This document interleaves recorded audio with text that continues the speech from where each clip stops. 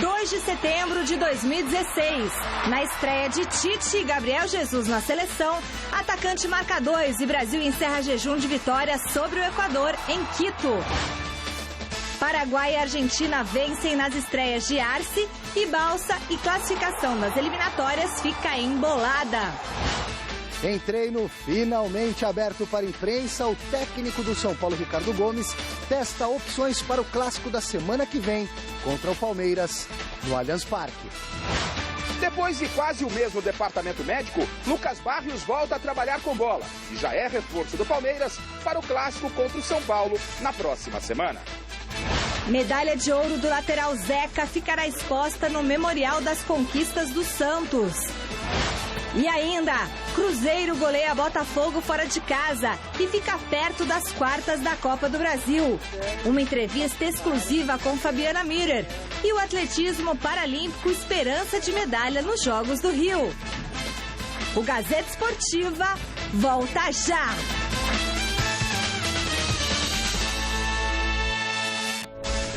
Olá, boa noite! Yes! Chegou a sexta-feira e na estreia do técnico Tite, o Brasil fez bonito lá na altitude de Quito, hein? Quem diria? Com destaque para o garoto Gabriel Jesus, que também estreou na seleção principal. O Brasil venceu o Equador por 3-0 e terminou a rodada na quinta colocação com 12 pontos, só 2 atrás da líder Argentina. O resultado também marcou o fim de um tabu, porque o Brasil não venceu o Equador fora de casa desde 1983, quando ganhou por 1-0 com um gol de Roberto Dinamite. Veja os gols. Não poderia haver uma estreia melhor, tanto para o técnico Tite quanto para o garoto Gabriel Jesus. No lance do pênalti, ele quem foi derrubado pelo goleiro Domingues. Na cobrança, Neymar bateu firme e colocou o Brasil na frente, 1-0. Jogada de Marcelo pela esquerda, cruzamento para o meio da área e lá estava Gabriel Jesus para completar com um belo toque. Primeiro gol dele pela seleção principal, 2-0. Quase no fim do jogo, um golaço para coroar o ótimo desempenho da equipe de Tite. De novo ele, Gabriel Jesus, agora batendo colocado sem chance para Domingues. E ficou assim, Equador 0, Brasil 3. Na terça-feira em Manaus, a seleção enfrenta a Colômbia. E era um desafio muito grande para pegar um técnico, estabelecer um padrão de organização e que pudesse fazer frente ao Equador, com o grau de dificuldade e qualidade que ele tem, jogando na sua casa, poder vencer. E é uma palavra que eu uso bastante, ele venceu e mereceu. Ele venceu e mereceu, principalmente pelo segundo tempo. O Dunga pegou o trabalho num momento, ele e o Gilmar, num momento muito difícil, em que todo mundo era culpado de tudo e principalmente os técnicos. Na nossa classe. Isso serviu para a gente se mexer um pouquinho também e para a gente evoluir. E não dá para criar expectativa em cima de um desempenho, no resultado é uma quebra de tabu, 33 anos, venceu com uma consistência. Não dá para fazer assim, cada jogo tem a sua história. Eu só quero curtir essa, ligar como liguei para minha esposa, a gente curtiu, trocou a alegria, que está falando do lado humano, trocou. Estou com vergonha para dizer que a gente chorou no telefone. Então, estou falando de alegria. Então, isso, para depois projetar na sequência. Grande noite para você que acompanha o Gazeta Esportiva. Para variar, né, nem podia ser diferente, o Tite demonstra muita serenidade ao avaliar um trabalho. Ele fala também, não é que o futebol brasileiro renasceu, que vai ser uma maravilha daqui para frente, mas deu a sorte, claro, além da competência, de encaixar um bom jogo contra o Equador. O primeiro tempo até o Equador foi um pouquinho mais perigoso, mas no segundo tempo o Brasil dominou as ações e conseguiu uma vitória, claro, graças ao Tite, né? Mas principalmente, é muito fácil esse trocadilho, mas é inevitável, é o menino Jesus. O menino Jesus fez a diferença. É um jovem estreante, mas que jogou com a categoria de um veterano. Não sentiu o peso da camisa. Ele sofreu o pênalti e marcou outros 2 belos gols. O Tite que colocou ele ali, né, como 9 da seleção, e ele deu conta do recado. Foi uma estreia para fincar ali, olha, para estar na história. Não tem como, todo mundo vai lembrar dessa estreia do Gabriel Jesus com a camisa da seleção brasileira. Certo, mestre? Certíssimo. O Tite não teve tempo para treinar o time, como sempre, como todos os treinadores. Uma equipe que jogou a primeira vez com essa formação, esses mesmos jogadores. Portanto, teve 15 minutos, aqueles 15, 20 minutos do primeiro tempo, para poder ganhar um pouco de entrosamento. E foi o que aconteceu. E a partir do segundo tempo, o Brasil realmente começou a jogar um futebol interessante. Nada excepcional, calma. Não é o reencontro com a história do Brasil, mas é um avanço em relação ao que vinha sendo. Sobretudo no aspecto anímico. É um time que mostrou personalidade, que se impôs em campo, no campo adversário, na altitude, e nós não vimos problema maior com o jogador por causa da questão da altitude. Errou alguns passes, ou talvez muitos, em virtude parte da falta de entrosamento, de um time que não teve tempo para treinar suficientemente, e parte por causa da questão da altitude, que faz a bola alterar a sua velocidade. Ela ganha mais velocidade, então fica complicado até no passe curto. O jogador, a tendência do jogador que não está acostumado é errar o passe, e isso aconteceu. Mas gostei demais de alguns jogadores. O Renato Augusto fez uma partida excepcional, como tinha feito ao longo das Olimpíadas, né? Depois daquela estreia ruinzinha e tal. O menino Gabriel, gente, o menino Jesus, que bola que jogou para um menino que está estreando. Tem muito que melhorar. Errou algumas bolas fáceis que ele poderia resolver positivamente. Se via que estava um pouco nervoso, mas o suficiente. Teve a capacidade de controlar os nervos, né? Numa estreia, a seleção brasileira, a situação que está na seleção, fora até da repescagem na tabela das E o Equador invicto, né, Alberto Helena Júnior? O Equador invicto também, né? Eu perdi lá desde 2009 nas eliminatórias. O Equador, com um bom time, é verdade que faltou o Antônio Valência, principalmente, que é um jogador fundamental deles. Mas, de qualquer jeito, foi um grande passo avante. Entramos na faixa da classificatória. E acredito que tenha melhores condições agora para enfrentar a Colômbia, porque além do jogo tem mais os treinamentos da semana. Espero, né, que continue dessa maneira. Gostei muito do Casimiro também, gostei muito do menino Felipe Coutinho, que deu uma mudança. Agora, atenção, o Brasil também foi beneficiado pela expulsão do jogador. Quer dizer, o placar, né? Eu sabe que eu não gosto muito desse negócio de resultado, de analisar um time por resultado, porque o resultado é enganador. Por circunstâncias, né? Então, mas foi o que disse o Tite, ganhou e mereceu, venceu e mereceu. Quer dizer, o Brasil jogou bem, não foi excepcional, mas jogou bem. Melhor do que vinha fazendo nos tempos anteriores à chegada do Tite. Bom, seguinte, vote na enquete que está no ar no site gazetesportiva.com. Nós queremos saber, você acha que o futebol apresentado pela seleção do Tite convenceu? Acho que só terça-feira a gente vai falar. Convenceu mesmo? Não, mas para mim convenceu. Convenceu, especialmente pelo que produziu no segundo tempo. Sim. O primeiro tempo, nem tanto. Já tinha um equilíbrio ali, mas o Equador com os cruzamentos um pouco mais... O segundo tempo praticamente só deu seleção brasileira. Então convenceu, sim. Convenceu, Alberto Helena Júnior? Convenceu nessa circunstância. Para esse jogo, nessa circunstância que se encontrava e tal, ele fez o que devia ter feito. Certo. O que esperar contra a Colômbia, hein? Difícil? Já é outro departamento. E é difícil também. Bom, resultados saem no final do programa de hoje. E mais 4 jogos completaram a 7ª rodada das eliminatórias da América do Sul. Veja os gols. Na altitude de La Paz, a Bolívia despachou o Peru e assumiu a 8ª posição. De falta, Pablo Escobar fez 1-0. No finalzinho da partida, Raldez marcou o segundo e definiu o resultado, 2-0 Bolívia. A seleção da Colômbia, próxima adversária do Brasil, venceu a Venezuela em casa e subiu para o 3º lugar. Rames Rodrigues e Torres fizeram os gols do jogo. Apenas um pontinho separa o Brasil da Colômbia na tabela. Terça-feira é o tira-teima. Jogando em Assunção, no Paraguai venceu o Chile com 2 gols relâmpagos. Oscar Romero aos 5 e Paulo da Silva aos 8 minutos do primeiro tempo surpreenderam a seleção chilena, que só conseguiu descontar faltando 8 minutos para o fim da etapa inicial. 2-1. O Paraguai é o 6º e o Chile o 7º. E no encontro dos líderes, melhor para a Argentina contra o Uruguai. Na estreia de Paton Balsa, Lionel Messi decidiu o resultado e mostrou que está mesmo disposto a ser o protagonista da seleção, depois de ter anunciado que não jogaria mais pelo país. 1-0 o placar final.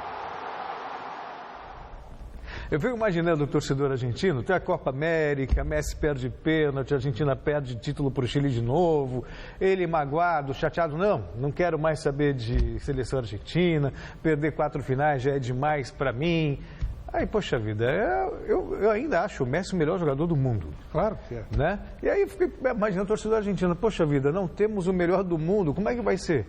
Aí o Balsa assume, ele voltou atrás um pouco antes e marca o gol. E a Argentina jogou com 1 a menos, boa parte do jogo, quer dizer, e assume a liderança das eliminatórias. Então a Argentina agora deve estar muito feliz com esse recuo, né? Com esse repensar em termos de seleção do Lionel Messi. Bom, o Messi é espetacular, é um dos maiores jogadores que eu vi na minha vida. E olha que eu acompanho esse troço aí faz um bocado de tempo, viu? Um bocado de tempo. E o Messi resolveu, inclusive fez uma jogada uma hora lá que foi espetacular. Ele é um craque, incomparável no mundo atual, né? Agora, não gostei da Argentina e muito menos do Uruguai. Pois é.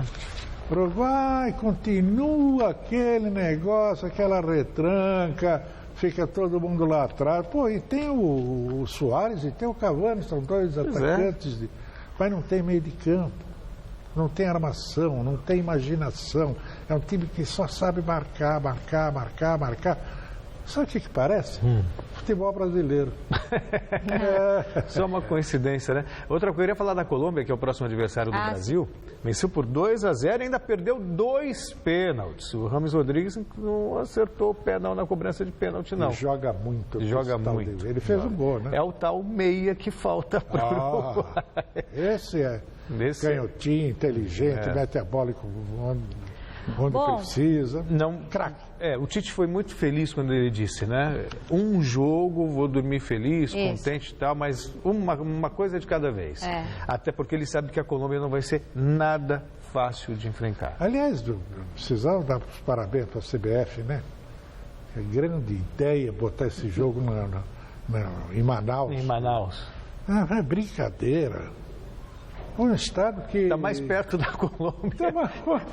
Só nisso já economizou aí uns 1.000 quilômetros entre a chegada da Colômbia. Tinha que marcar lá no Beira-Rio, no Grêmio, sei lá, para fazer os caras pegar. Acho que é para usar o estádio que construíram e está sem uso. Mas está caindo aos pedaços. Construíram para quê? Construíram para a Copa roubar, do Mundo que foi não vamos nem entrar nesse pormenor. É melhor deixar para lá. Melhor deixar para lá. Quer dizer, não é que é melhor deixar para lá. Não, a gente discute isso sempre, mas aqui a gente fala tanto e repetidamente que já começa até a parecer que a gente é chato, azedo. Mas é uma realidade, né? Construíram para fazer dinheiro, para gastar dinheiro e agora tem que justificar a construção dessa arena. No final das contas, eu acho até bom pôr um jogo lá para ter alguma coisa acontecer nesse estádio, ou transforma num cadeião logo. Aliás, arena é o termo que o nosso mestre mais gosta de ouvir. É a coisa mais inteligente que inventaram até hoje. Chegaram a chamar de arena o parque aquático lá. Olha só. A bola rolou na Europa, em amistosos internacionais, e o dia não foi bom para os mandantes. Na estreia de Julen Lopetegui no comando técnico, a Espanha venceu a Bélgica na casa do adversário. Davi Silva marcou os 2 gols do jogo, primeiro aproveitando a sobra de bola e depois cobrando pênalti, 2-0. Os espanhóis estreiam nas eliminatórias da Copa na segunda-feira contra Liechtenstein. A Itália recebeu a França em amistoso na cidade de Bari e quem levou a melhor foram os franceses. Martial abriu o placar depois da falha de Chiellini, 1-0. O empate saiu dos pés do atacante Graziano Pelé. Ele girou em cima do zagueiro e bateu firme no canto de Mandandá. 7 minutos depois, a França voltou a ficar na frente no chute de primeira de Giroud. Buffon nada pôde fazer. No segundo tempo, Kurzawa definiu o placar com um lindo gol, primeiro dele pela seleção francesa. E ficou nisso, 3-1. A Espanha, em plena remodelação, trocou técnico, está lançando um monte de jogadores novos na seleção. Não pôde contar com o Iniesta, que é um jogador sensacional. E deu um baile na Bélgica. Eu fiquei estarrecido com a impotência da Bélgica em casa. Veja, a Bélgica tem bons jogadores, andou liderando aí o ranking da FIFA durante muito tempo e tal. Fiquei pasmo.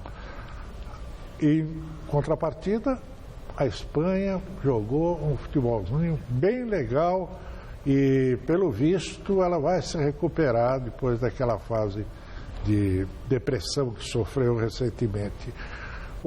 A Itália é a Itália, né? 3 zagueiros, marca, é o Uruguai da Europa, o Uruguai é a Itália da Europa, da América, enfim. E a França não, a França com um jogo mais buliçoso, mais interessante, mais criativo, né? E venceu com folga. Copa do Brasil, em partida isolada nesta quinta-feira, o Cruzeiro atropelou o Botafogo fora de casa e ficou bem perto das quartas de final. No estádio Luso Brasileiro, o Cruzeiro visitou o Botafogo e encaminhou muito bem a vaga nas quartas de final. No primeiro tempo, Sassá de cabeça e Ábila cobrando pênalti fizeram um gol para cada lado. No segundo, a Raposa virou o jogo numa infelicidade de Emerson Santos, gol contra, 2-1. No minuto seguinte, Neilton aproveitou o cruzamento da direita e botou para dentro para empatar. Aí o caldo do Bota desandou. O Cruzeiro marcou 3 vezes, deixando o time carioca com uma desvantagem considerável para o jogo da volta. Ábila, Robinho e Henrique definiram o placar de 5-2. No Mineirão, dia 21, a Raposa pode perder por até 3 gols de diferença, desde que o Botafogo não marque mais de 5 gols na partida. Não tem como não falar que técnico também, né? Eu já ouvi muito, né? Técnico não, sabe, tendo um bom time é o que basta. E você vê o que o Mano Menezes está fazendo no Cruzeiro. De todos os times que participam dessa fase aí da Copa do Brasil, de oitava de final, foi o time que conseguiu o melhor resultado. 5-2, pode perder por 3 gols de diferença em casa? Garantiu. O Mano tem aquela coisa que o pessoal não gosta, porque acha que ele é um pouco arrogante, um pouco... Isso aqui, mas ele, na verdade, é um sujeito extremamente competente. A seleção, sim. Quando ele arrumou o time, foi que esses cretinos mandaram embora de lá. Mas no Corinthians teve uma belíssima passagem na primeira vez, a segunda teve muitos problemas, como está tendo o Cristóvão agora, porque desmantelaram o time. E agora no Cruzeiro ele pegou e tirou o Cruzeiro da maior depressão, do maior sufoco, né? Que estava lá na zona e até na Copa do Brasil ele está indo bem, como foi ontem contra o Botafogo. Campeã pan-americana em 2007, Mundial Indoor em 2010 e Mundial em 2011. Esses são apenas alguns dos títulos da agora ex-saltadora Fabiana Müller, que colocou o atletismo feminino do Brasil no mapa. Há poucos dias, ela encerrou a carreira e o repórter Alexandre Silvestre bateu um papo exclusivo com ela.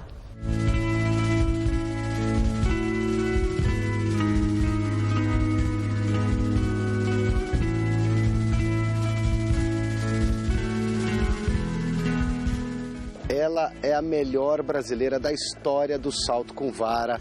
Uma década no top 10 do mundo, bicampeã mundial. Fabiana Müller está se aposentando depois dos Jogos Olímpicos do Rio de Janeiro. Por quê? Bom, são muitos anos no salto com vara, são 19 anos treinando, competindo. Além disso, eu fiz ginástica artística também por mais 10 anos, são muitos anos dentro do esporte. E chega um momento que o atleta tem que parar mesmo, o corpo começa a pedir, a idade. Continuo no clube de atletismo MF Bovespa, mas agora do outro lado ali, não como atleta, mas como uma espécie de dirigente, uma manager institucional, fazendo essa ligação entre o atleta e o clube, a empresa. O que aconteceu no Rio? Bom, eu tive uma hérnia um mês antes da competição no Rio, uma hérnia cervical que me tirou a força do braço, eu sentia muita dor no braço esquerdo e a partir de quando eu senti essa hérnia, eu fiz o exame, foi diagnosticado e comecei a trabalhar acreditando que daria tempo de eu me recuperar para poder competir na qualificação e me classificar para a final e buscar um bom resultado. Mas infelizmente não foi tempo suficiente, eu consegui saltar, mas ainda faltava força no braço esquerdo. No final do salto, que era o momento que eu precisava fazer mais força com esse braço, eu não conseguia, o braço falhava e eu ia direto para o sarrafo, não conseguia finalizar o salto, manter a vara envergada para finalizar o salto. Quem está novinho em folha é o seu amigo Thiago Braz, medalha de ouro no salto com vara. Você ficou surpreso com um desempenho tão importante, tão incrível logo de cara? O Thiago sempre foi um atleta muito bom, ele treinou aqui em São Caetano, no meu grupo, nós treinamos juntos, ele acho que com 15 anos ele veio treinar e se desenvolveu muito bem, ele foi vice-campeão nos Jogos Olímpicos da Juventude, depois campeão do mundo juvenil, treinando aqui comigo e há 2 anos atrás ele resolveu sair do grupo e ir para a Itália treinar lá. Então ele é um atleta muito talentoso que eu já sabia que ele tinha condições de estar disputando uma medalha na Olimpíada e a cada ano ele vem evoluindo bastante. Você foi campeã do mundo indoor, campeã do mundo ao ar livre, tem medalha de prata, medalha de bronze e disputou 3 Olimpíadas, Pequim, Londres e Rio de Janeiro. Pelo seu nível de excelência, você tem algum tipo de frustração, de tristeza por não ter conseguido a medalha? Bom, eu fiquei muito contente com tudo que eu conquistei. Quando eu entrei no atletismo, eu não esperava conseguir tudo que eu consegui. Era um sonho de estar numa Olimpíada quando eu entrei. E eu consegui isso, mas consegui muito mais do que eu esperava. Não esperava ser campeã do mundo, fui 2 vezes. Tenho 4 medalhas de mundiais, fui para os Jogos Pan-Americanos, para a Olimpíada, tenho medalha de Jogos Pan-Americanos e muitos recordes. Não tenho frustração nenhuma com a minha carreira, só tenho... eu fico contente com tudo que eu consegui construir, com as amizades que eu fiz, lugares que eu conheci, culturas. O esporte foi muito importante para a minha formação e acho que é importante as pessoas praticarem esporte porque isso muda como as pessoas vão enxergar a vida e como elas vão encarar a vida depois que elas pararem, mesmo se elas não chegarem a alto nível. Então eu sou muito contente com tudo que eu consegui.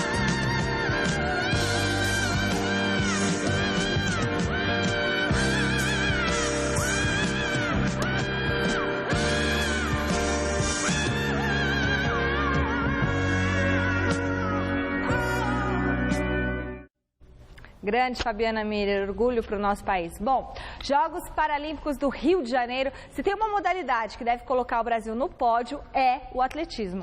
Desde a edição de 1984, os atletas brasileiros sempre trouxeram medalhas para o país, somando até hoje 109 subidas ao pódio.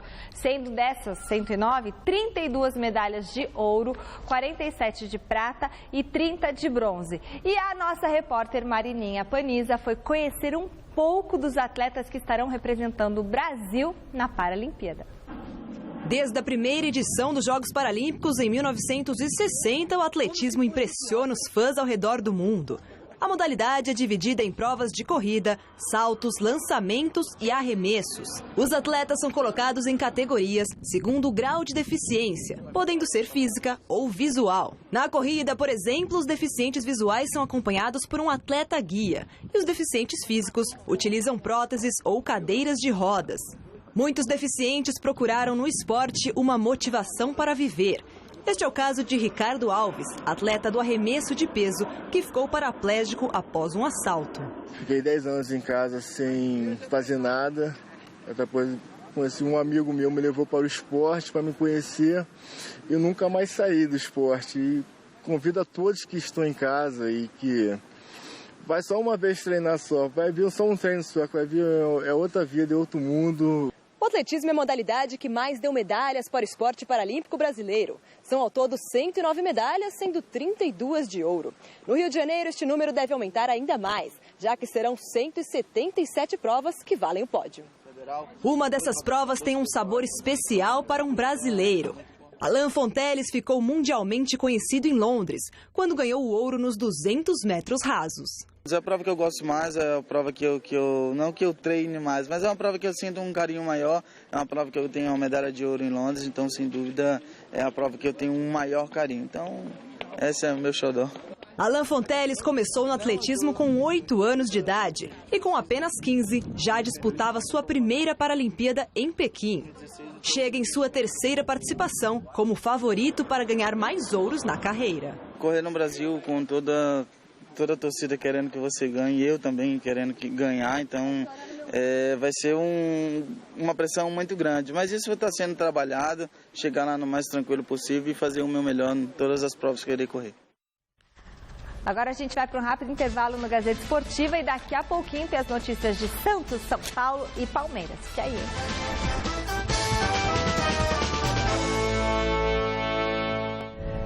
É o seguinte, domingão a partir das 9 da noite tem Mesa Redonda Futebol Debate e não é porque não tem rodada que você fica sem saber o que está rolando com o seu time, não. A nossa equipe de comentaristas vai debater a situação complicada do São Paulo. As negociações do Corinthians, tem reforços chegando no São Paulo, sem esquecer o líder Palmeiras e também vai falar do Santos. Tem também a seleção brasileira nas eliminatórias para a Copa do Mundo, reportagens especiais. Então, a gente te espera domingão às 9 da noite no Mesa Redonda, certo? O Corinthians está de folga hoje e por isso não temos reportagem do Timão. Mas o Coringão é destaque aonde? No site gazetesportiva.com, já visitou o site hoje? Maravilhoso!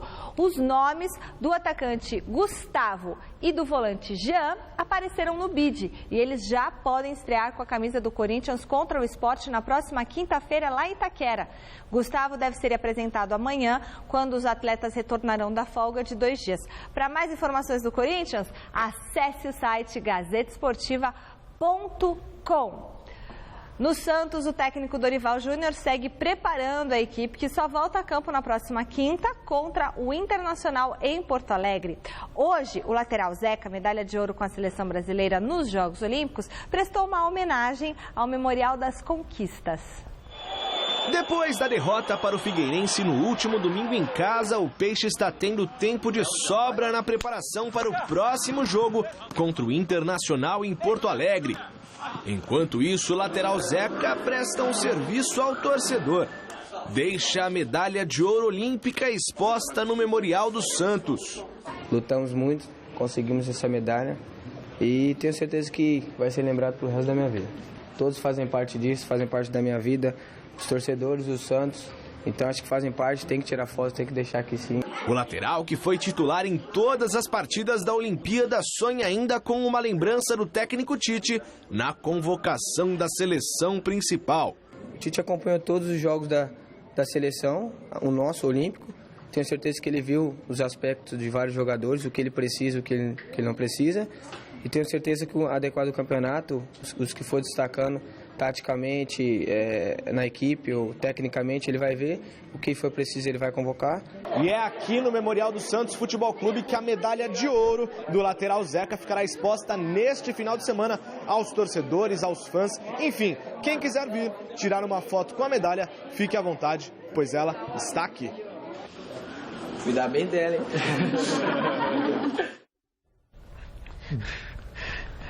Não tem nada a ver uma coisa com a outra, mas eu vou revelar, porque estou rindo, né? Eu estou rindo porque eu lembrei que queimaram lá, derreteram a Gilles Rimet, né? Eu falei assim, que perigo deixar a medalha dele, né? Tão suada e tal. Não, mas no Santos é outra história. Mas é que eu me lembrei, não teve como. Derreteram o único troféu que tinha da Copa do Mundo. Isso é o Brasil, né? Aliás, eu estou lá, sabe que eu estou nessa galeria do Santos, né? Tem lá uma inscrição de um texto meu lá, um trecho. Mestre é mestre. Né? Garoto, tá pensando o quê? Olha aqui, o Zeca, que coisa maravilhosa a história desse moço. Ele estava para ser mandado embora do Santos, tinha a menor chance. De repente ele entrou no lugar do Mena, que era até lateral de titular, Copa do Mundo, do Chile. Né? Não joga nada, mas Mas estava lá. E o Zeca era lateral direito, entrou no lugar a Graça saiu, Dorival. E foi uma beleza, está jogando muito, está inclusive merecendo ir também para a seleção titular, viu? O Santos que deu umas 2 tropeçadinhas nas últimas rodadas, poderia estar melhor no campeonato, mas ainda assim vale a aposta nesse time que joga bonito, joga para valer. E a Michele falava do destaque do GazeteEsportiva.com e falava do Corinthians, né, que botou lá o Gustavo, tá escrito no vídeo, o Jean. Olha, o Corinthians está precisando de um homem-gol. Será que é esse cara da Série B que vai dar conta do recado? Parece que ele treinou fazendo gol também. Vamos ver, eu não conheço, não vi jogar. Vamos esperar para ver. O Corinthians tem dessas coisas, tem alguns nomes que não são tão conhecidos assim do grande público, mas, por exemplo, eu vejo alguns, Paulinho, que hoje está o Ralf, também ninguém dava bola para ele, o Jusilei, que também ninguém sabia, de repente destacou, foi, quer dizer, de repente, pode ser mais um desses casos. Bom, é hora de falar da crise do São Paulo, que pela primeira vez na semana permitiu a entrada da imprensa no CT da Barra Funda. Veja na reportagem do Alexandre Silvestre.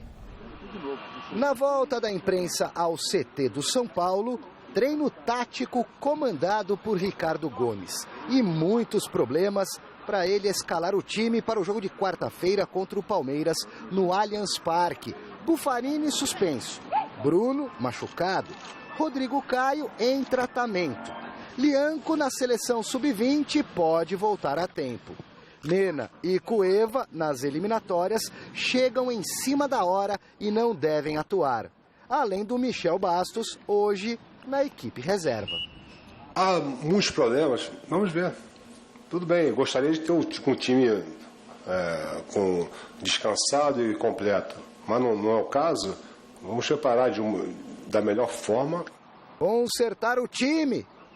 O portão quebrado após a invasão de sábado e o emocional dos atletas.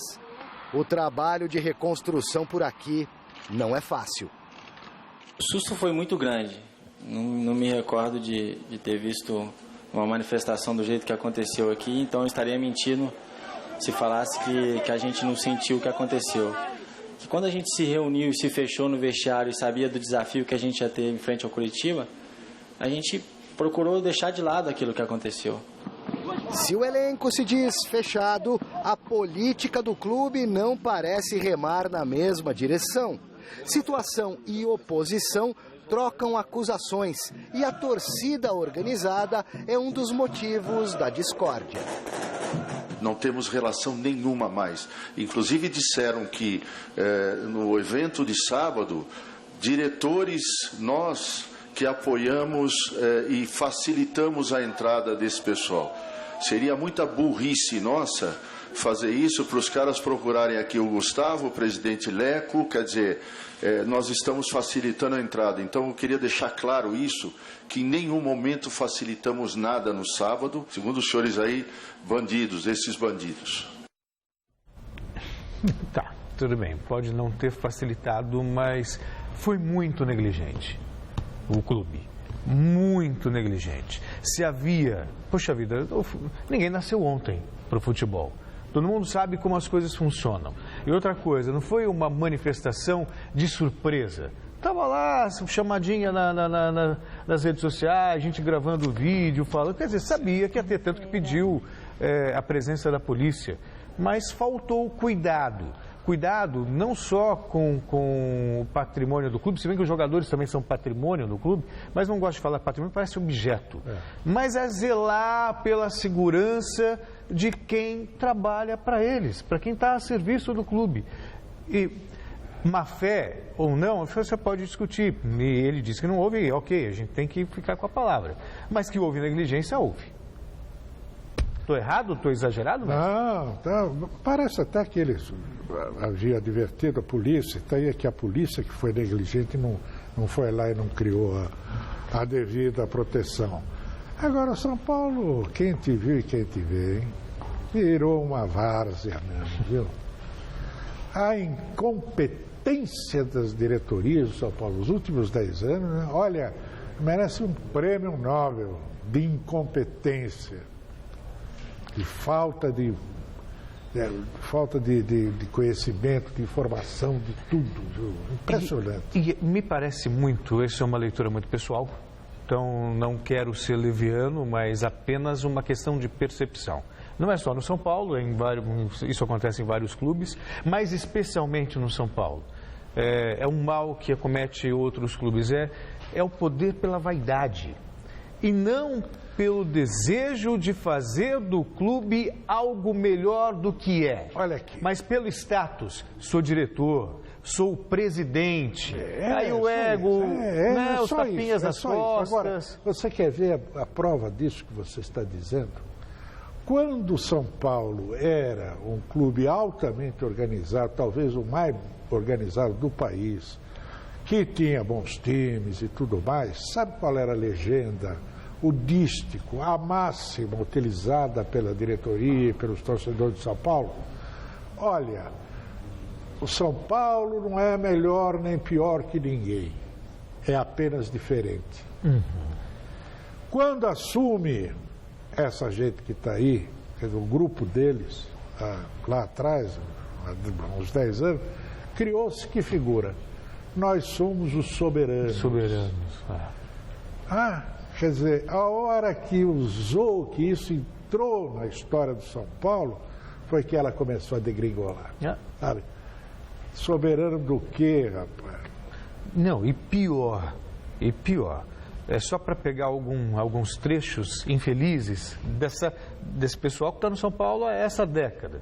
Me lembro muito bem do falecido Juvenal Juvencio, quando o Muricy deixou o São Paulo. E aí ele foi para o Palmeiras, quase foi campeão, no Fluminense ele foi campeão. E uma frase que me marcou muito, o falecido Juvenal dizendo assim, Muricy só foi campeão no São Paulo por causa da estrutura. Aí o São Paulo não ganhou mais nada e ele ganhou nos outros clubes. Exatamente. Aí o Carlos Miguel Aidar, se referindo ao Palmeiras, na transação do Allan Kardec, do Wesley, o Palmeiras está apequenando. A gente está vendo quem é que se apequenou. O Corinthians deu um up na gestão, o Palmeiras também cresceu na gestão e o São Paulo, ó.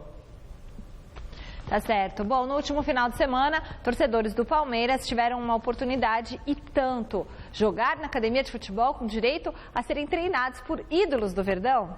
Reportagem Gavini. Henrique está vestido com a camisa de goleiro do Palmeiras. Nas costas, o nome São Gordo é uma referência ao ídolo São Marcos, cuja imagem está tatuada na panturrilha do torcedor. Dá para perceber o quanto Marcos representa na vida de Henrique. Imagine então ter a oportunidade de conhecer e ver de perto o ídolo. Isso aconteceu no último sábado, no evento Jogue na Academia, realizado em comemoração aos 102 anos de história do Palmeiras. Cada torcedor pagou uma quantia para jogar no CT do clube, com o uniforme completo do Verdão. E ainda tendo como técnicos Marcos, Evair ou Edmundo. Você vai ficar com o de branco ou de verde? Qual que você quer? Você quer ser treinador de qual? Olha bem pra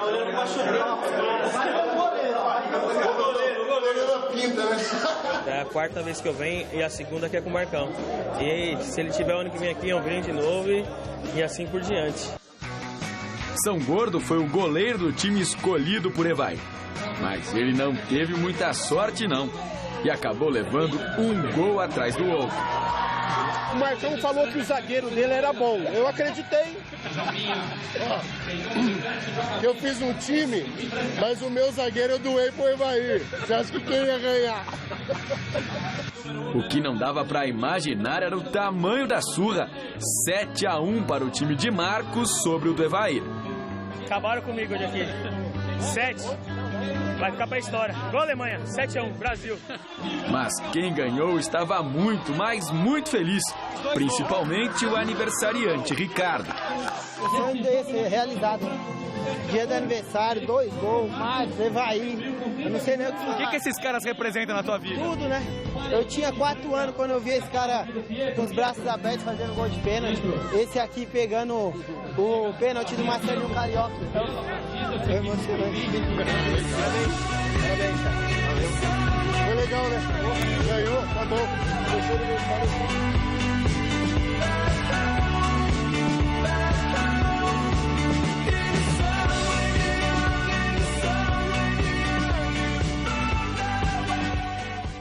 Como faz falta o Marcos pro futebol, né? Bom, assim como São Paulo, o Palmeiras também aproveita o tempo livre por conta das datas FIFA e se prepara para o choque rei do dia 7. Osmar Garrafa acompanhou os trabalhos do Verdão.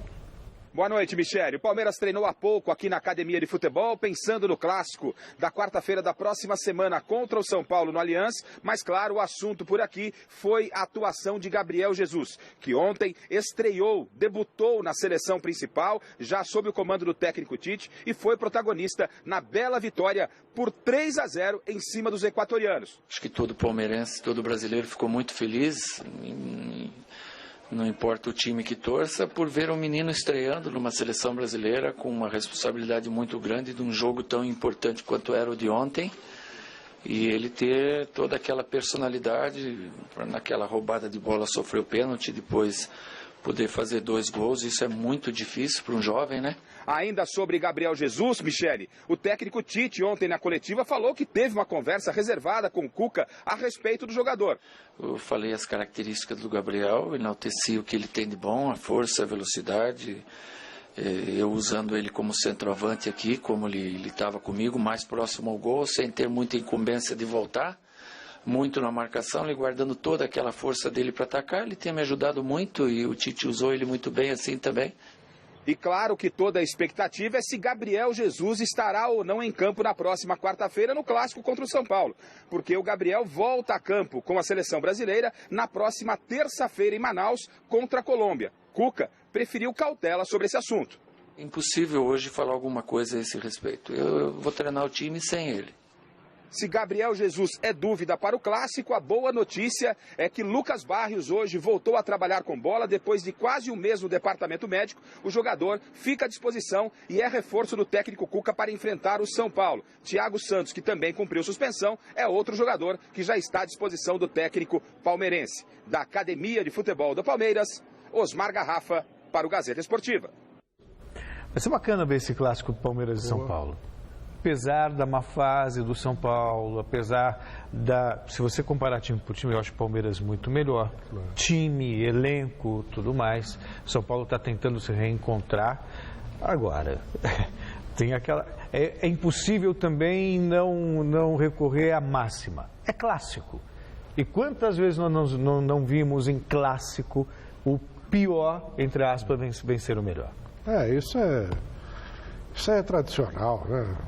Aliás, até eu não sei, precisa ser feita uma pesquisa aí, que em geral, na maioria das vezes, o time que está pior é que acaba vencendo, né? Nesses casos, né? Específicos. Eu acho que porque vai buscar uma força interior maior, o outro fica com um pouco mais Sente a responsabilidade, né? Acha que tem que ganhar de qualquer jeito, ou então que já ganhou, enfim, é uma coisa muito, um sortilégio, vamos dizer assim, né? Ele não sabe exatamente como é que começa ou termina. Mas o Palmeiras é mais time, embora o Palmeiras tem um calcanhar de Aquiles, né, que se chama Menino Jesus. Exato. A ausência dele tem sido muito... Embora, na última partida, eu acho que o Rafael Marques deveria fazer essa função. Porque a exemplo do Gabriel Jesus, ele não é um centroavante daqueles de ficar lá paradão na área. Ele se movimenta muito. Ele é um jogador que cai bem para os lados, passa bem a bola e tal, ele contribui mais para o jogo coletivo, o que é legal para o Palmeiras, né? E que combina mais com o estilo do Gabriel Jesus, que também não é, embora use a camisa 9 da seleção, não é aquele homem de área. Graças a Deus. E outra coisa também, o Gabriel Jesus ficou aquele tempo todo lá nos Jogos Olímpicos, depois ainda é o artilheiro do campeonato. Ninguém conseguiu passar o Gabriel Jesus, que fase. O curioso é que ele não era um homem-gol quando era juvenil. Ele era mais um jogador técnico, habilidoso, que criava situações muito bacanas. Então. Mas não era aquele artilheiro. Resultado final da enquete de hoje do site gazetesportiva.com. Você acha que o futebol apresentado pela seleção do Tite convenceu? E ó, foi raspando, viu? Mas deu que sim, 51% dos votos. O programa de hoje termina aqui. Domingão, a partir das 9 da noite, tem mesa redonda Futebol Debate. E um bom final de semana para o Celso, para você, Alberto Helena Júnior, mestre. Estaremos juntos. E agora fique com as notícias do Jornal da Gazeta. E é lá que a gente se encontra de novo com o maior prazer. Até já. Tchau.